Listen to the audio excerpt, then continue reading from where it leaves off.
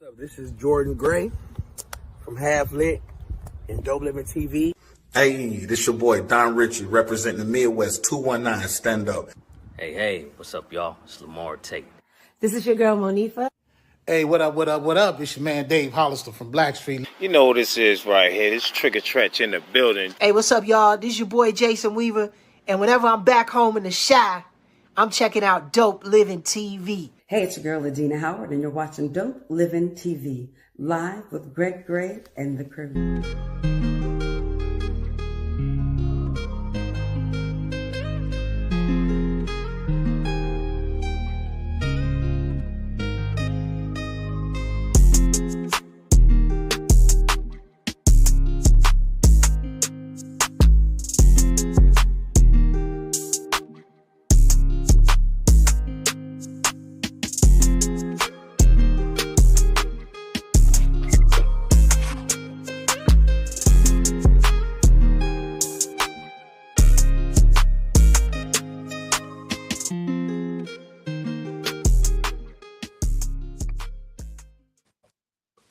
Hey, what's up? It's your boy Greg Gray. This is Dope Living TV Live. Let me start off by saying the views that are expressed on this Dope Living TV Live are not necessarily the views of Dope Living TV or its affiliates. We got a good show for y'all tonight. Definitely have. I told y'all it's a whole week of good shows, but tonight, let me see if I can bring it back to reality right here. So, no, I'm not gonna do it yet. Let me bring my people on with me. Okay, we're gonna do it the right way. What up, bro? What up, bro? How you feeling, man? We here. We in the house. What up, Mo? Oh, yeah. What's up? Mo Beasley got the family in the background. Black Wall Street, baby. Mo house is crowded today. Oh, yeah. Hey, man, you know what? Today. Mo, you know what I found out? What? I found out that Black Wall Street in Tulsa was built twice. Twice? I know they burnt it down at least. But when they burnt it down, they rebuilt. Damn, I didn't know it's twice. Yeah. And then after that, it was they burnt it down. I think it was 1921. They rebuilt it, started it back at around about 1925. From 1925 to 1956, when they did the Highway Act, that now has the highway that's going through like Wall Street used to be. Yeah. What's so crazy is, did the Native Americans pick up a bunch of land over there in Oklahoma? Yes. I kind of figured they did, because when you go through part of it, you're going through the nations, the different nations that surround there, tribes. Yeah. Mm-hmm. The speed limit is like crazy. Well, the people that was here before the natives got here and before slavery and all that, the indigenous people, which was us anyway. You know what I'm saying? They added us to the Constitution. I just put it that way. Right. You know what I'm saying? That y'all remember that day, I want to say it was 2023, when everybody's phones was going out. They had that alert sign that they said they was checking all of the digital devices. On the news, they reported on the news. You don't remember that day, G? I remember. It was like November. Everybody's phone. It sounded like it was an alarm going off. Mm-hmm. They had on the news. They had it on the news that now we're the indigenous people, and we're supposed to get $250,000 a year for the rest of our lives and later. It's crazy, bro. Interesting, bro. That's crazy. Hey, look. I mean, of course, I gotta be. You gotta find that out. I gotta be transparent with you guys, okay? For some reason, I am having a lot of technical difficulties, but we're gonna get through this, okay? Because as of yet, y'all get that segue. As of yet, Gina hasn't come on, but look, our guest tonight, man, we call him a legend. He is a legend. He's been in this game for a minute.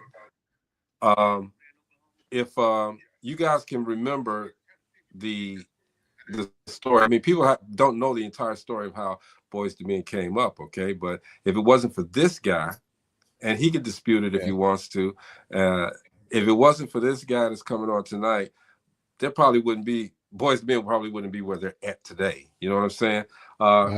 He is the guy that put them in front of Mike Bivins. He sat down for a second. They called him, said, "We need you to front this group we put together." Not saying Boyz II Men said that. I'm saying LaFace Records said, "Put this group together. We need you to front the group." He said, "All right, cool."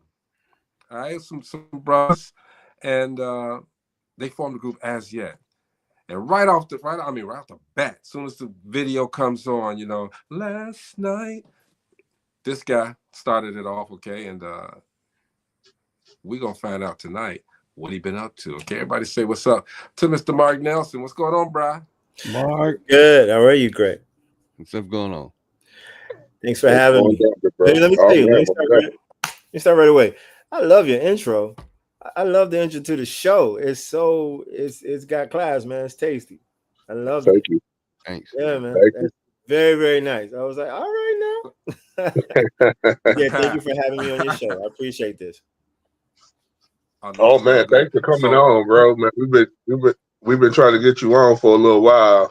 Gee, it's been what, almost a year? I know you reached out to him first, and I was like, man, let me reach my big brother. I appreciate it. I reached out to him a long time ago, man, and I ain't gonna lie, I ain't get no answer. But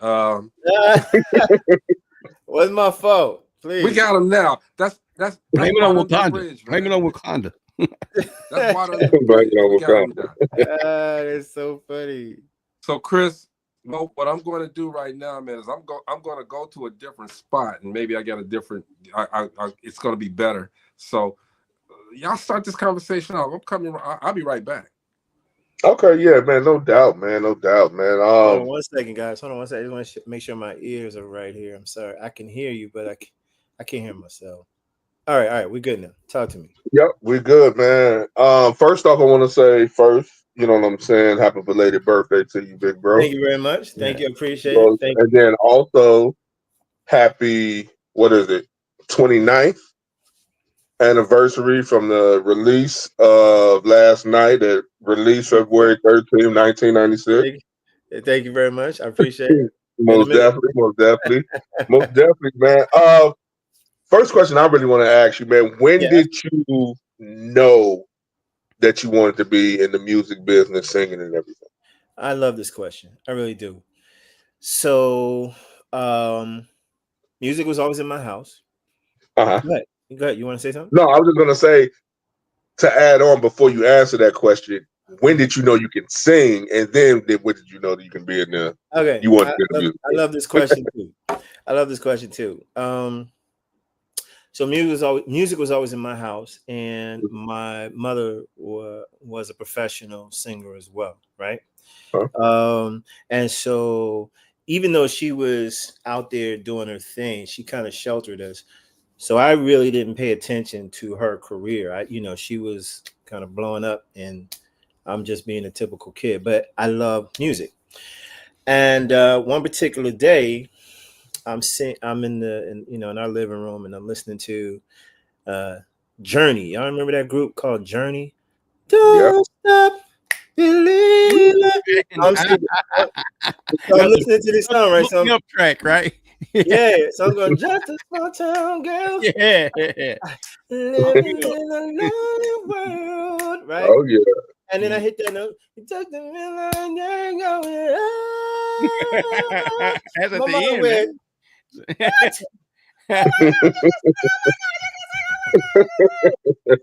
I said, I can't, right? Right. So my whole point is, I didn't really, I just loved it, but I didn't take it serious or anything like that. I just didn't even know that I could sing.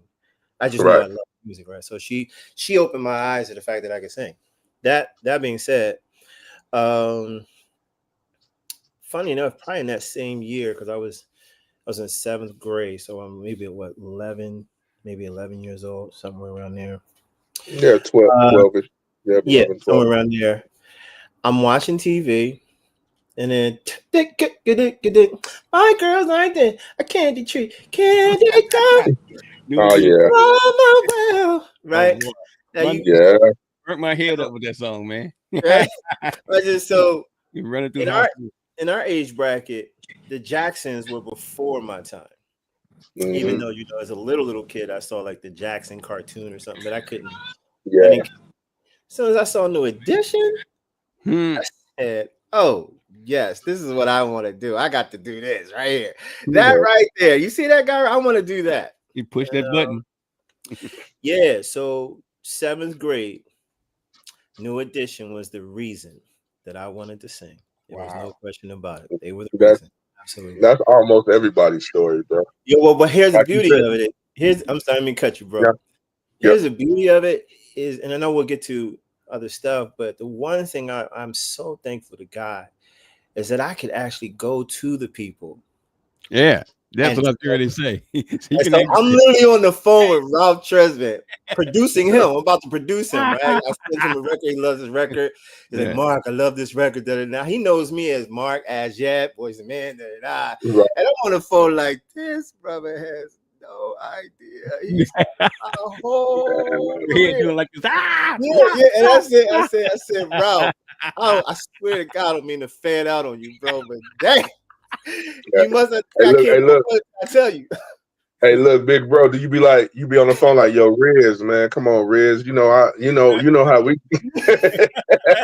And your brain go like, really. I had to tell him. I said, Ralph, bro. Before I can't move on, I gotta tell you. I said, I can't move on working with you right now until I let you know, you hands down are the reason why I even decided. Wow. Yeah, I mean that was a lot of us growing up, man. Like my best friend, man, Marcel from Gary, man, diehard Ralph Tres, man. Sound just like him, look just like him. You know what I'm saying? He just didn't get the opportunity. You know what I'm saying, to be out there like that. Yeah. And I'm always so when I want to do something, I believe in something so greatly, bro. I go so in that I've slicked my hair sideways, like right. You know what I'm saying, right? Guess I had crooked teeth, just like I was so happy at that time that I had crooked teeth. It was crazy. Yeah. I mean, it was all trimmed out and everything. Hey man, it was crazy because I mean, not to get off subject, Ralph was the last one to Hey come man, out don't talk with about crooked teeth. I got crooked teeth. Hey everybody. Hey, what's going on, Gina? Hi. Yeah. So how was it growing up in Philly, man? So I say for me, it was interesting. It was very interesting. It was like, all right. So I started kind of like in the hood, right? When I was born in North Philadelphia, right? We just call it North Philly, and so that's that's one of the roughest parts of Philadelphia, right? And so I'm saying first 8 years of my life, and my mom, she grind, she struggled. It was just me, my mom, and my brother at the time. Then when I turned 9, she met who is now my stepfather, who I call my father. She married him, and right then and there, she started to gain momentum in her career. So then I switched over to technically what would be considered a very posh, bougie, white neighborhood, and that was suburbs. Yeah, well, no, I wasn't in the suburbs. Oh, okay. I was in Center City, Philadelphia, specifically. Oh, wow. Yeah, like literally in the city, right? And so now like most places, you have the city, and then you 2-3 blocks away, you got the hood still, South Philly. Right. But my point is that I was seeing the both sides of life. You know what I'm saying? And I always gravitated going to the hood where I was from. But I grew up from 9th grade on in like private schools, all kinds of just the other side of life, so to speak, because my mom was being very successful in what she was doing with her career. Yeah, but Philly in itself, beautiful for creative energy, talent, music, art, all the above. I was definitely molded in the right direction when it came to music. on the other side of it. It's a very tough town, or at least it was then, to grow up in. It's almost like you would say, you know, I'm very surprised I kind of made it. You know what I mean? Yeah, I mean, because we all have those type stories. Like with me, I was a sports guy. You know what I'm saying? Football, basketball, baseball, track. Yeah. And I wanted to hang in the streets, but they was like, nah. They was like, nah, little man, you're gonna make it up out of here, bro. You're gonna do something with yourself, bro. Don't be out here with us. You know what I'm saying? Yeah. And those type of stories are what makes great success stories. Yeah, big time. But the other thing was, and I didn't realize this too. I don't know if it's in other areas, but Philly was extremely segregated. Yeah. It was extremely segregated. You knew where not to go. Mm-hmm. You know what I mean? Right. Yeah, so that was rough too. I've had experiences with that. Yeah. Mark, how did you keep the streets from swallowing you up? A very strict mom. Very, very, very strict mom. Very strict mom. Oh my God. Hey, was you the type of person that you was more scared of your mom than you were the police? So you do stupid stuff. No, my mom beat me like a slave, bro. Stop. Yeah, we all got it. We all got it, bro. Yeah. And, Mark, you don't know, Mark. Yeah. Mark, you don't know nothing about being beat like a slave. I'm the blackest one on this show. Okay, so I know. Greg, I'm I'm gonna respect you because it's your show right now, bro. You don't know what you're talking about at all. You don't know what you're talking about at all. I'm gonna be good though. So, but seriously, because my mom was, it's funny. I'm thinking about the type of strictness I'm talking about. Like, she was the kind, she always had to know exactly where I was. I couldn't go. I couldn't have friends. But again, this was a balance of the fact that she was an entertainer celebrity too. Yeah. I was like locked in. You see what I'm saying? Mm-hmm. Really couldn't do much, couldn't go anywhere. And plus, when we moved out of the hood, it became more. I'm thinking like it's in hindsight. I'm thinking as I was sheltered to death because of her image or whatever have you. You know what I'm saying? So yeah. But then when she would fly around the world and be away, I was crazy. I did what I had to do to have some fun. You had a couple of tattoos and stuff. No, I'm talking about house parties. I was doing the most. Girls. Yeah, but Mark, with the way that you were brought up and the way that your mom, stayed on you, did that drive you even more to want to do what you're doing? That wasn't the reason. The reason is because my mom, by the way, her name is Phyllis Nelson. She started really, really hard, but she was so driven. And all she kept saying to me and my little brother, 2 years younger than me, I'm going to make it to show you that you can. That's what she would always say all the time. That's all I kept hearing. Okay, mom, can I go play? You know what I'm saying? But it did stick. And then seeing her do it, I had an internal machine to just do whatever I wanted to do. Right. It's funny because I really didn't even get the quote unquote support factor from my parents the way I think an average child would with their parents. I kind of was just a loner and I did my own thing to make it. But what she said to me all those years was instilled inside of me to pursue anything and everything I wanted to do.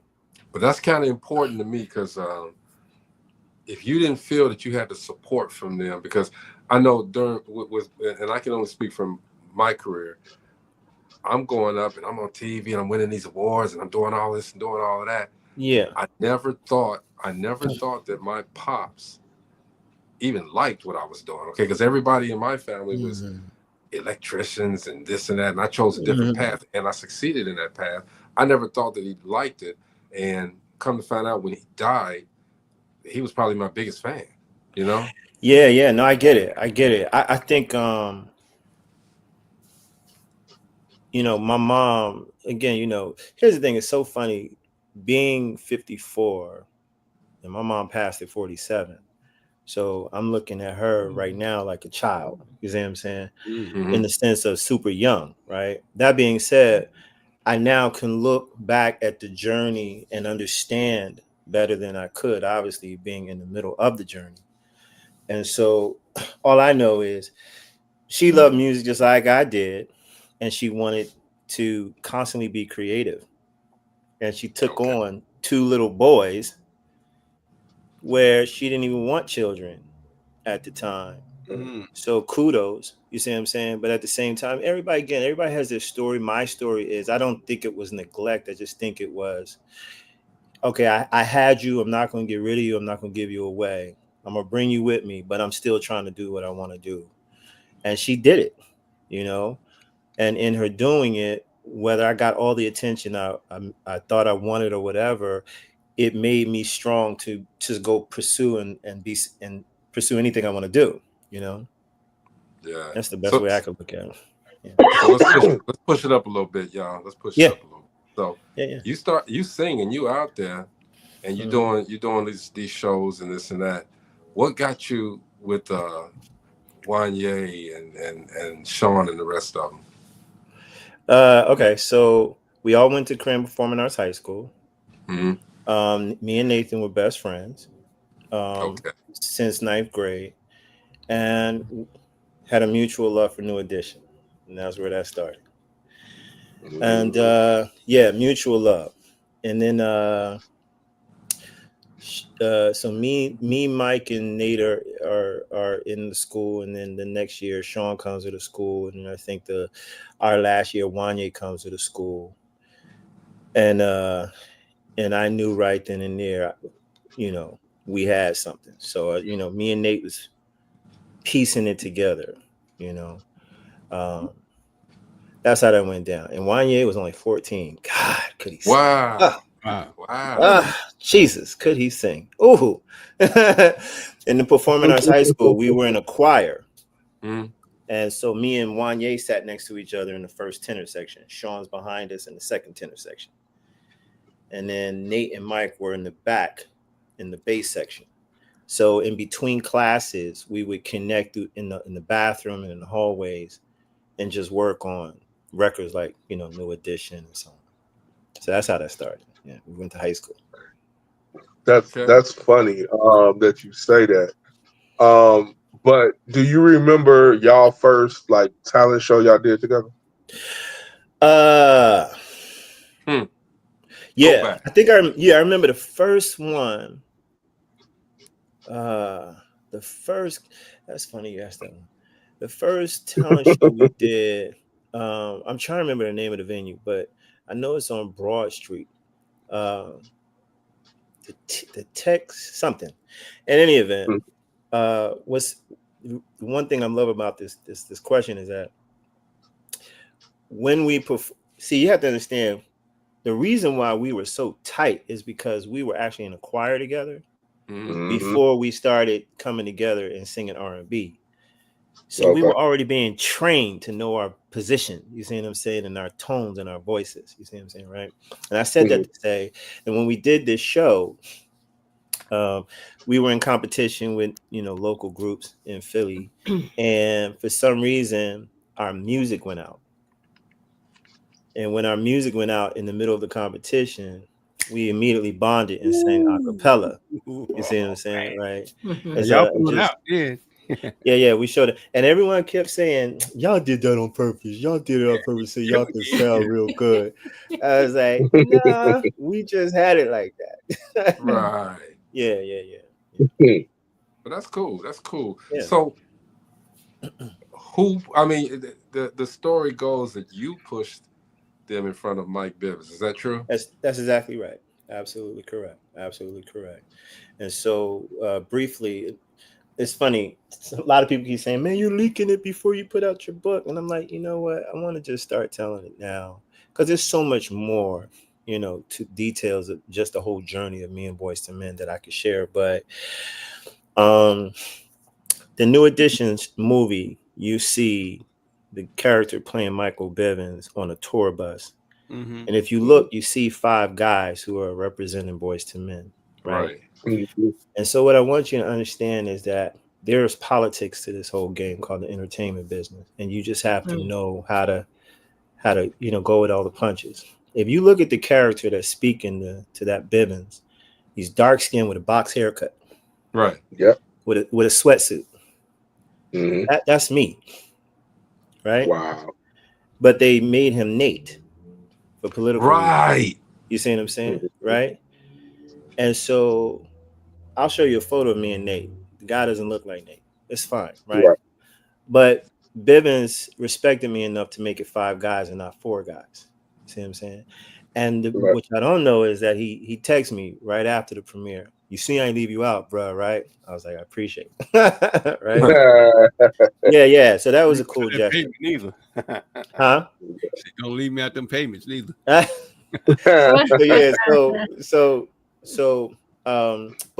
But you know, television always has to kind of tweak for show, right? But the real deal is that, and mind you, I'm skipping steps. There are other people who are definitely a part of how this whole thing is. I don't think it's just me. Let me just be clear about that, right? But I give total honor and respect to Charlie Mack, which I recently did on my social media, because as we were doing local shows, because it was 5 of us, one guy was able to not make it to a show if he needed to go do something, so we could represent with 4. And there's one particular show I wasn't in that Charlie Mack saw them perform. And so when I came back in town, they told me Charlie wanted us to go to this concert where Fresh Prince would be, him and Fresh Prince would be. So we said, cool. So we showed up. We couldn't get in. We couldn't get literally in the building. But me and Mike McCary knew a radio promoter, and his name escapes me, but I'm going to get it so I can go ahead and praise him too. He walked us in the building. Okay. So then after he walked us in the building, now we're in the arena, but you know, we're trying to figure out how we're going to get backstage. So we get to the backstage area. Okay, you know how like in the hallway area you go to bathroom, kiosks and stuff like that, and you walk around and you kind of go to the section where you know your seats are. So once you open that door, you're in the concert. So we walked all the way to the front in the hallway area. So once you open that door, there's that side piece where you can go backstage, and stage is right front. And, you know, the sides you can go backstage. So we're trying to figure out how to get back there to let Charlie know that we were there.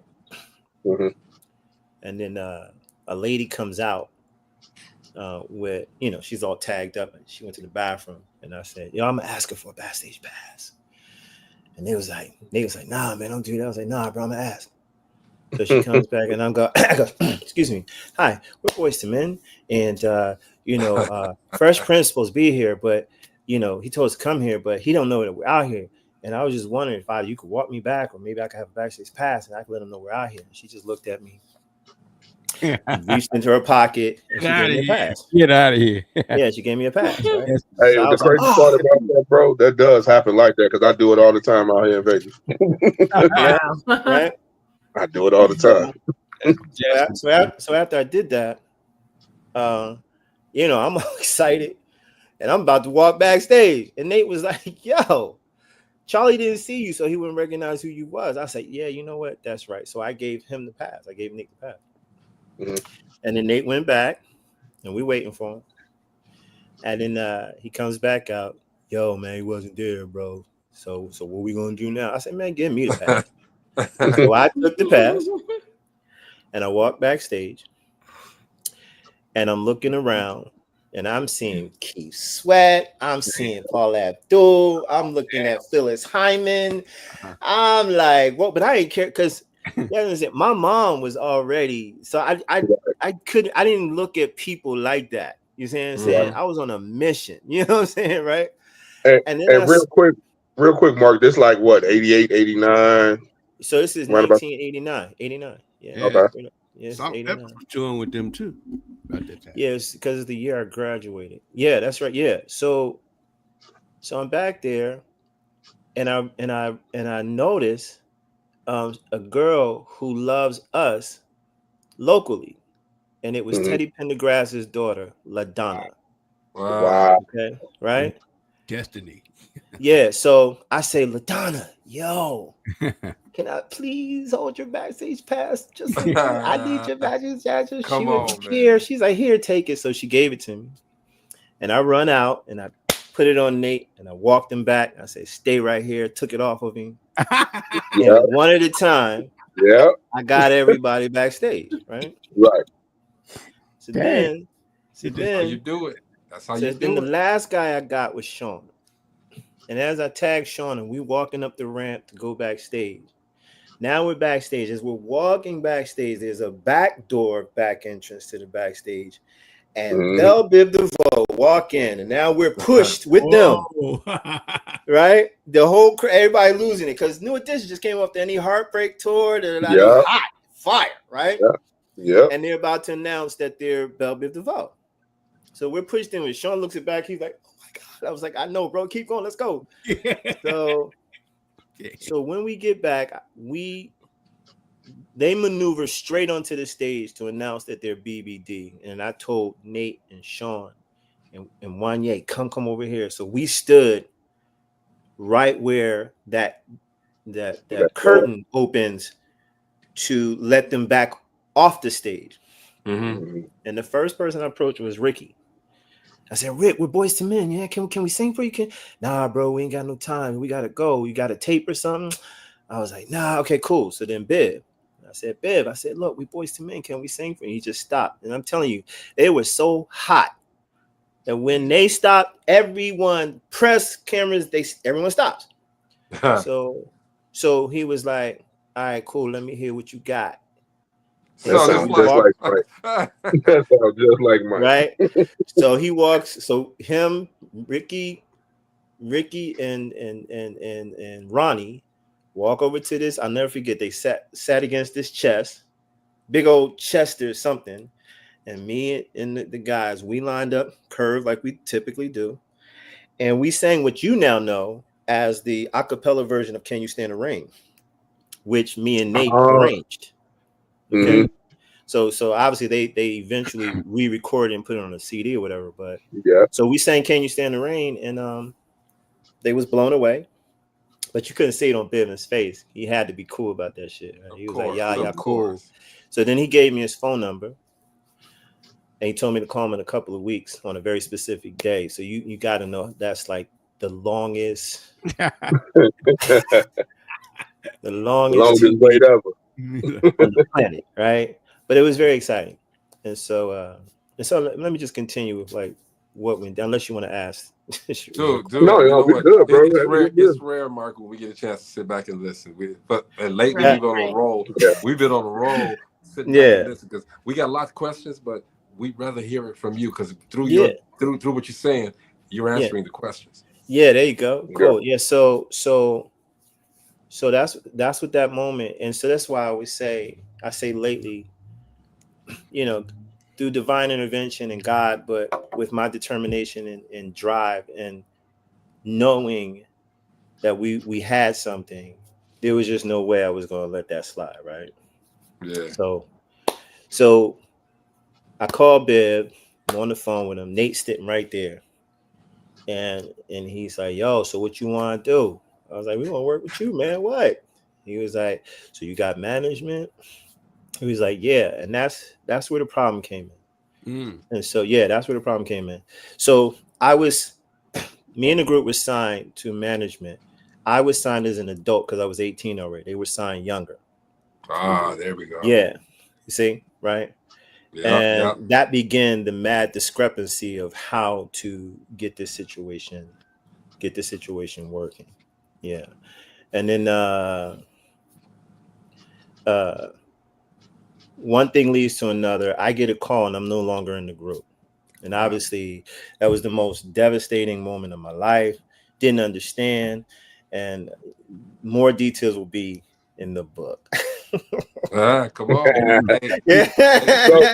Right there. Hey, look. That's a good break off and a great segue also though, because with Boyz II Men album coming out in 91, you also had a audition with Capitol around that time too, right?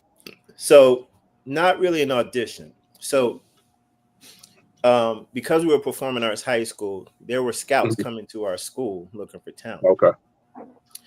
And I got scouted by an entity who wanted me as a soloist. But again, there's so many variables to this whole journey, but I'll share this with you.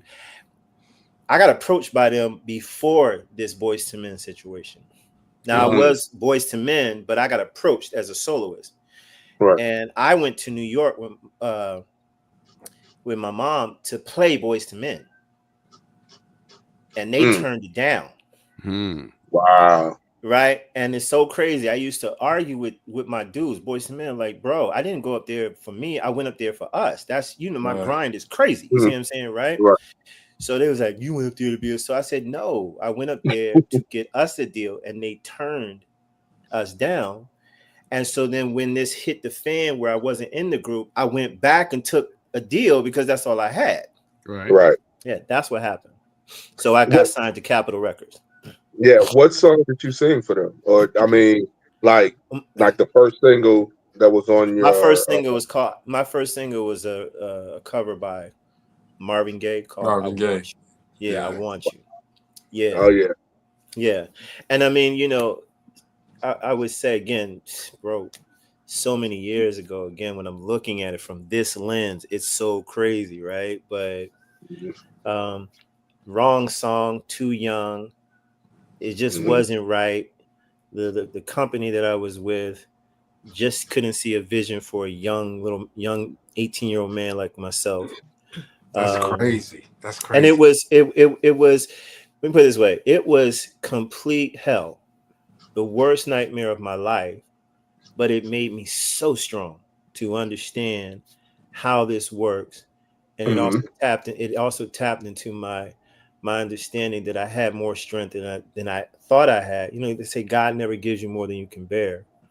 And then I still went on to pursue life regardless. You see what I'm saying? But it was also story. Oh, go ahead. I was just gonna say right there.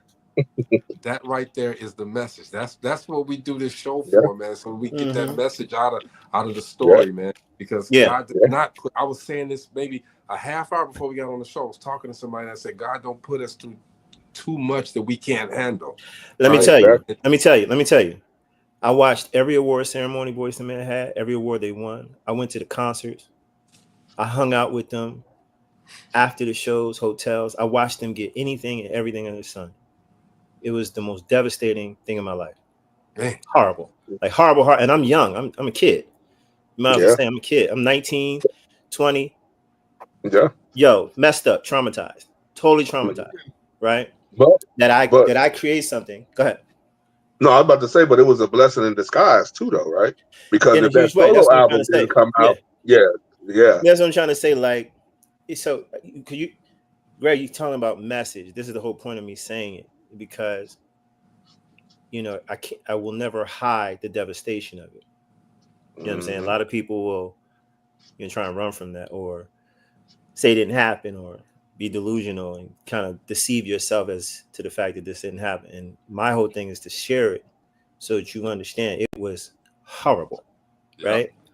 But funny enough, I often now recognize, had I gotten it then, I probably would be crazy. I think I would have went too wild. I get it. I think I would have went mad left, because you don't understand my confidence. See, people used to think I was arrogant, conceited, and they mistaken that, because all I was certain and confident. Very, very, very certain. I know. You know what I'm saying? It's like, I'm not guessing. I don't need to guess. I know this is crazy. We're crazy. We're dope. You know what I'm saying? And in my head, no disrespect to my boys, New Edition, love y'all death. I used to think we're better than you. That's how I was thinking, at the time. You see what I'm saying? Again, that's at the time. But that smash, that hit to my spirit, it didn't break me, but it scarred me really, really bad. And it humbled me to understand that I'm not doing this, God's doing this. You see what I'm saying? It's a lesson in everything. It's a lesson. It really truly is. It truly is. And then it also, it's really crazy. It's like, bro, if I had gotten all the awards, if I got all that money right away, if I had gotten like all of the fame, the fortune, the clout, girls, all that stuff, I wouldn't see God. I swear to God, I wouldn't. You know what I'm saying? I would not have seen him because I ended up getting all of it anyway. You know?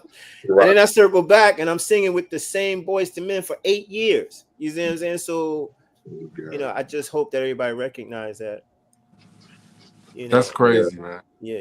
That's No, because just I was going to say the good thing, well, not the good thing, but the blessing in disguise, because everybody on here know my motto is always, we are actors and actresses in God's movie. That's all I always say that. Yeah. So everything that happened was supposed to happen the way it happened. Yeah, very much so. Very You know much what I'm saying? Yeah, but the signing of your solo album caught the attention of one of our Indiana brothers, you know, Kenny Babyface Edmonds, that brought you in that way, which was I thought you were talking about me. Well, let me. So what I want to do is I want to really string the journey properly for y'all, so y'all have it. Okay. So, Boyz II Men, they come out, and I come out like literally right behind them. Now here's the part. This is a taste of the devastation. They were so big so quickly. We were doing the same shows, and I'd fly into the city first, opening up, and was gone before they came on because they were headline. Wow. Oh, wow. Yeah, and they used to kill me, right? And so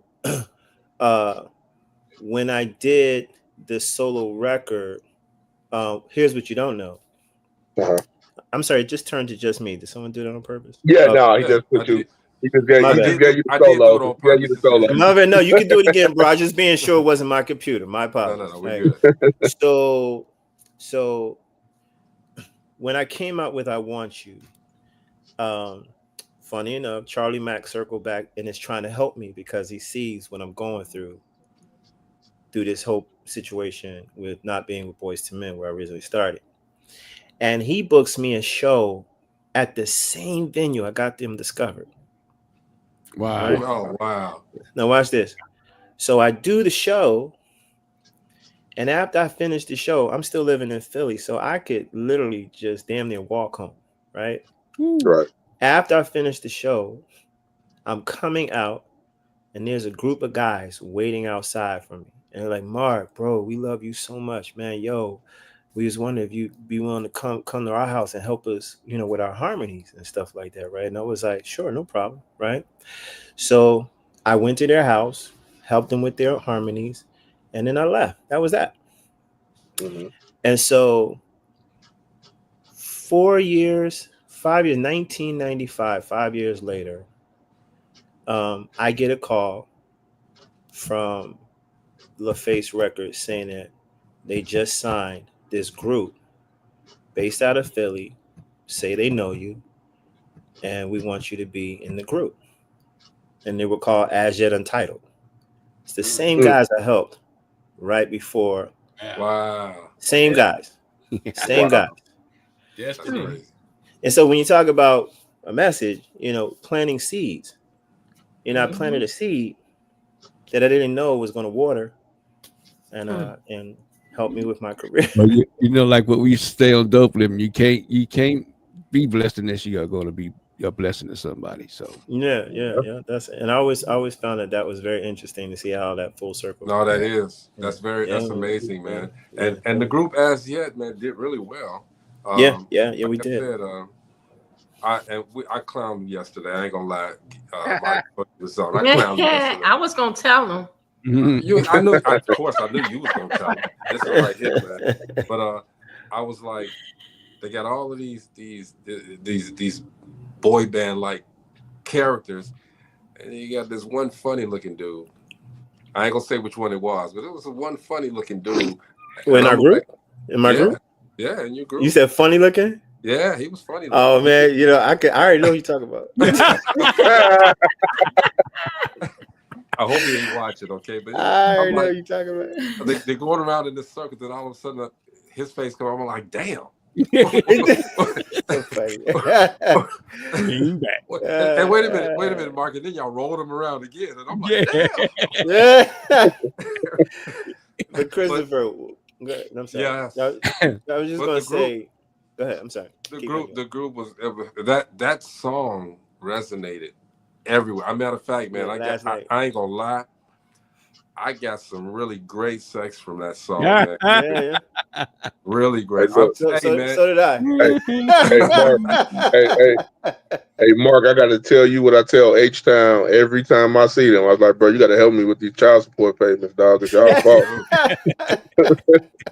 But to go full circle, Mark, to go full Yeah. circle, man, and to because like let's there was a not Nate, but Mike didn't last with the group, okay?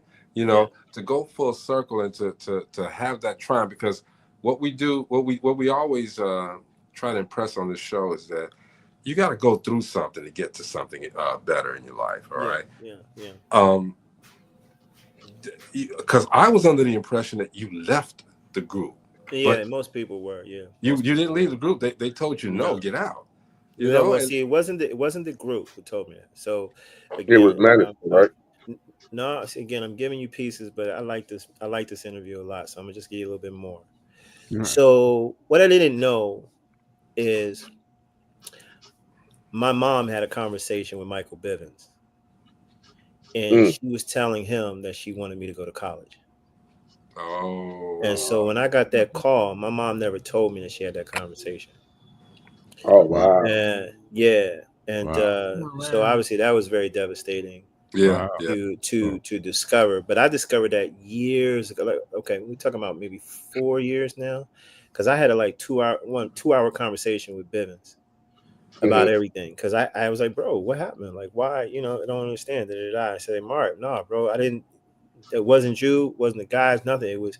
I had a conversation with mom, and I didn't want to disrespect. Your mom wanting X, Y, and Z. And in my head, I was thinking, it's just crazy.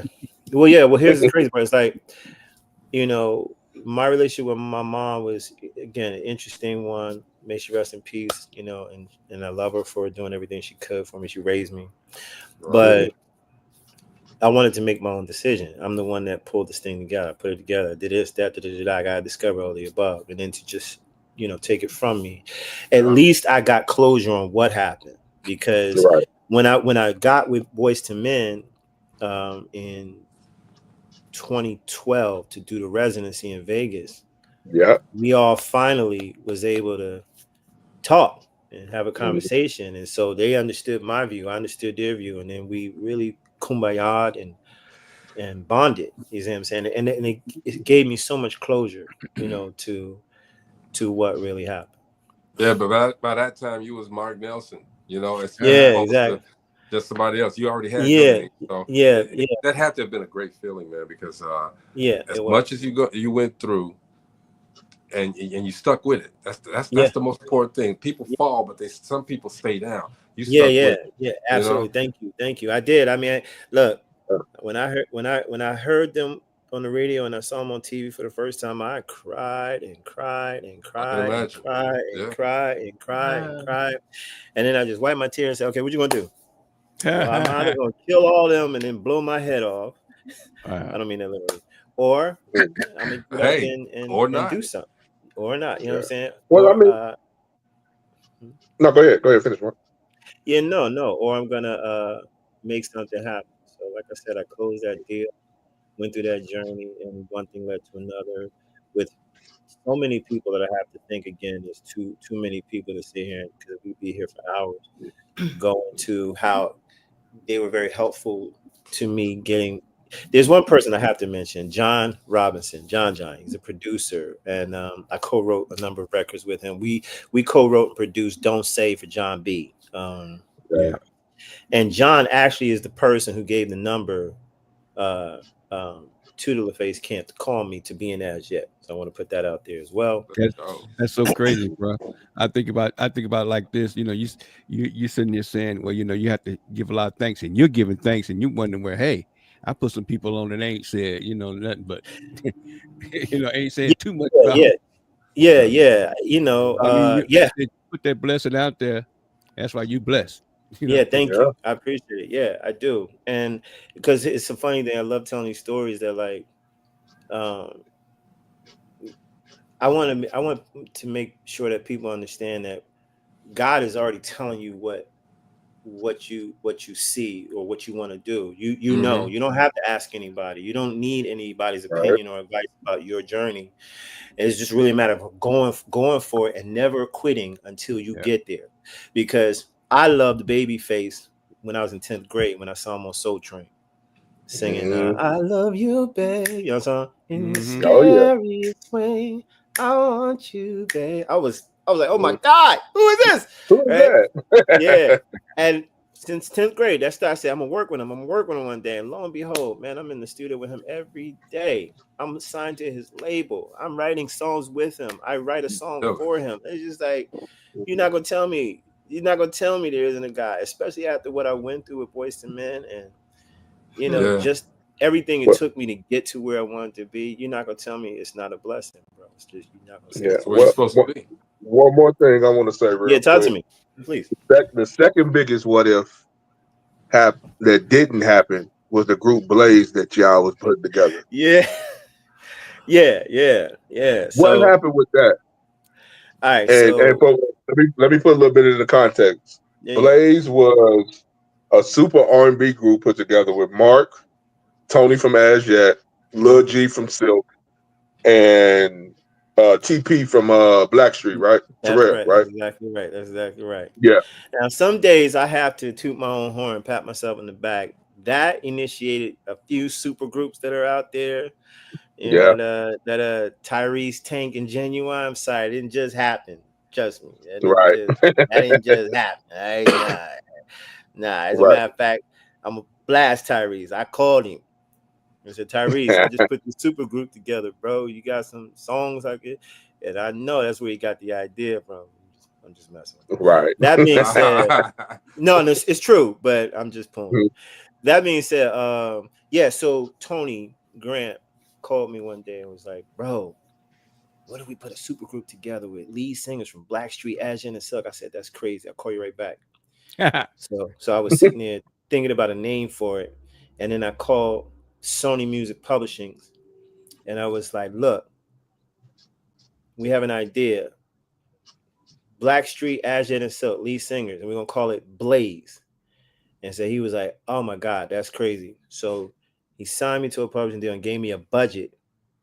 I called Tony. I was like, look, let's go.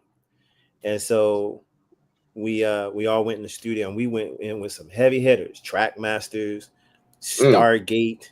I mean, at the time, these guys was on fire, right? And we was cranking out hits. As a matter of fact, we even had a record that Lionel Richie took after our stuff went to hell, and we were about to sign with J Records for Clive Davis. Wow. Yeah, and what's his name? Tom Maffei, super manager back in the day. He was managing us, and I ain't gonna say no names, but you know, it's always one. It's always one. Hey, I need to ask you, Mark. Yeah, sure. Because your story is very interesting and it's very deep and it's compelling and it's more than it's not enough to put into an hour. It's not enough time to put into an hour. Your journey, man. I need to ask you, and I'm just asking a favor.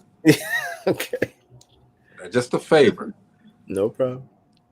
And the person that's supposed to come on, I'm sorry. Can you come back and let's do a part 2 tomorrow? Absolutely. Yeah, we need to do a part 2 because you got some apologizing to do, brother. No, bro. This isn't. No, it's totally. I'm sorry. Go ahead, Mark. No. I think Mo said something. What'd you say, Mo? No, he was telling Greg. He gonna have some apologizing to do. That we doing the bump to do part 2 tomorrow. That's okay. No problem. That's why we have our own show, y'all. We can do what we want. I love it. Somebody gonna be mad, but no problem. It is what it is.